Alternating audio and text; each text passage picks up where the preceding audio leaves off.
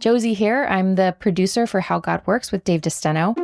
We are taking a little break between seasons this month, but in this particularly challenging and exciting time of New Year's resolutions, we wanted to offer a little research and religion-backed advice to help you and me and pretty much everyone get over the hump of making and keeping New Year's resolutions.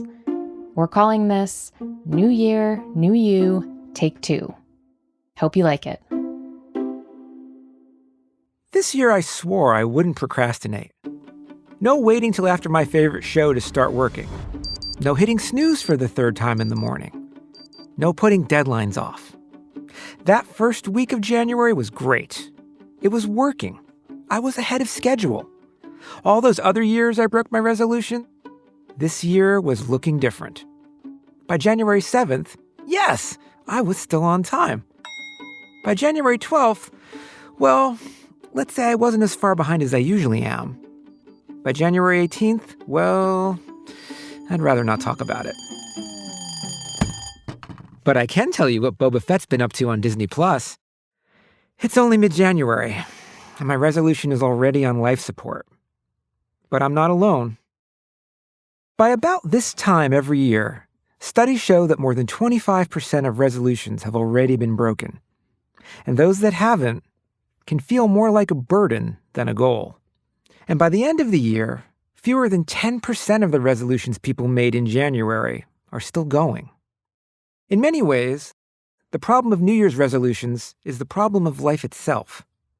We all want to be better people, but we also have a built-in preference for immediate gratification.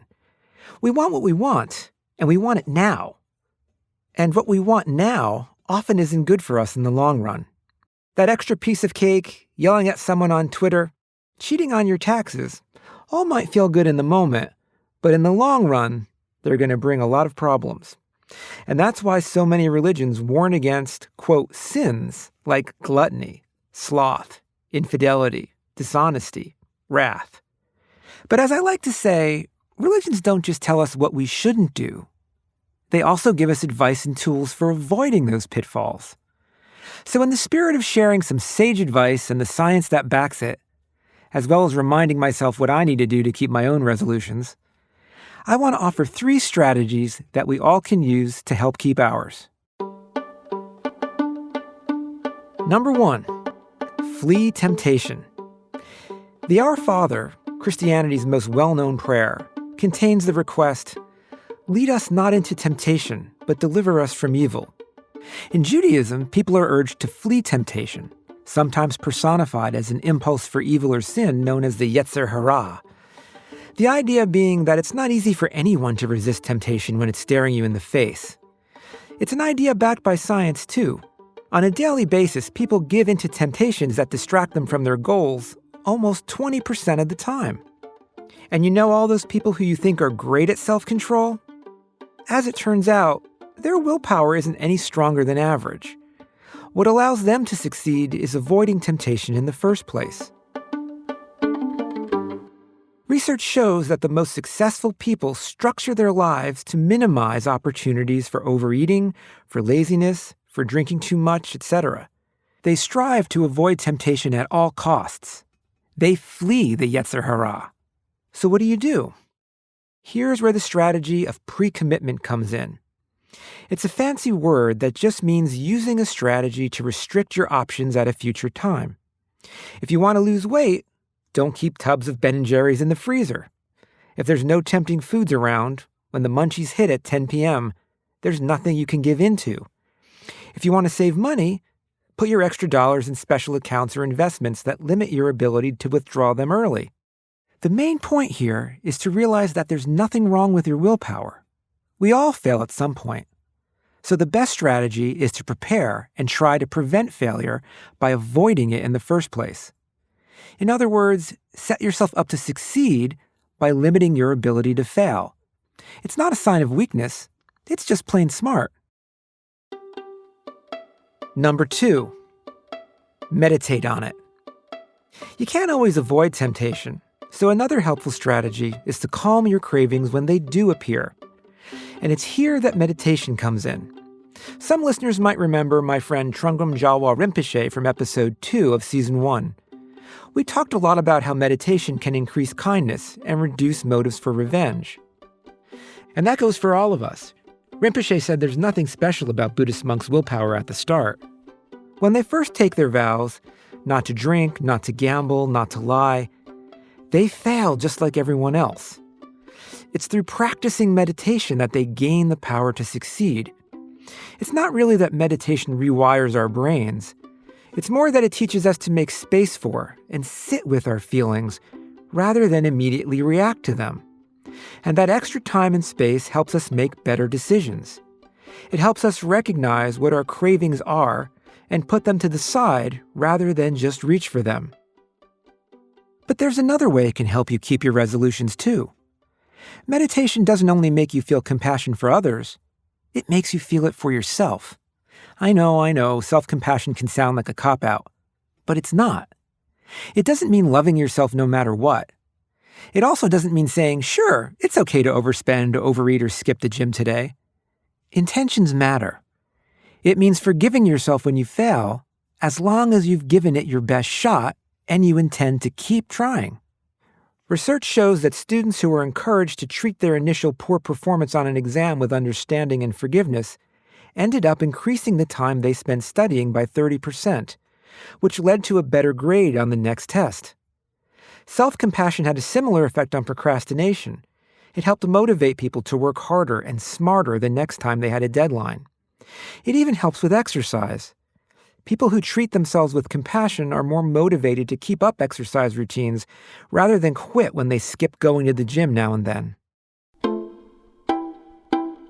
Number 3, be grateful for patience. You might have heard about the psychologist Walter Mischel's famous marshmallow test. It's the one where he'd sit young children down at a table and put a marshmallow in front of them. He'd say, I have to go get something. If you don't eat this until I get back, you can have 2 marshmallows instead of just this one. It's a simple test of patience. Can kids hold off eating that white gooey goodness for 15 minutes or so to get a bigger reward in the future? What he found was that the kids who could wait also turned out to be the ones who ended up doing better in school and with friends. They were more honest, more loyal, and more diligent. Since then, study after study has linked patience to all kinds of good habits, like saving money, procrastinating less, exercising more, and eating less junk food.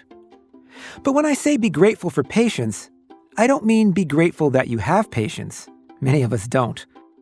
I mean be grateful so you can become patient. I know it might sound kind of strange, but it's true. Studies from my lab prove it.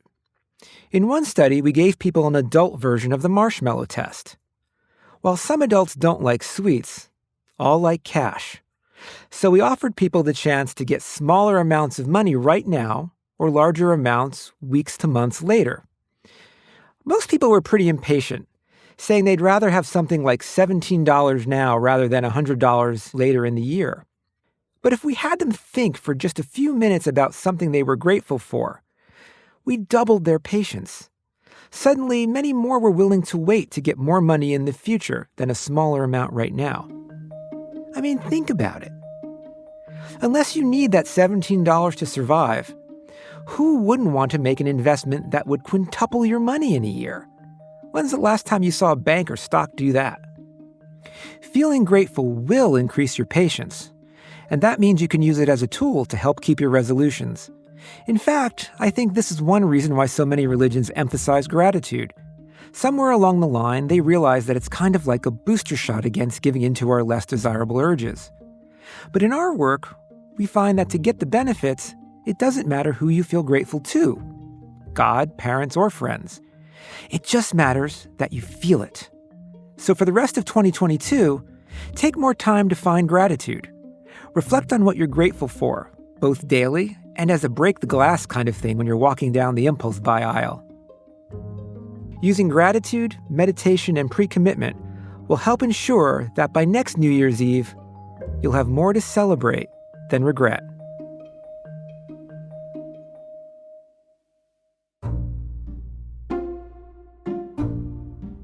We'll be back with Season 2 of How God Works on February 13th to explore one of the most extraordinary and trying times of life, bringing a new baby into the world. From birth to the beyond, Season 2 will explore how spiritual practices help us walk the road of life. And we want to hear from you. Send us an email at howgodworks@prx.org for the chance to have your question or story featured on the show. See you in 2 weeks.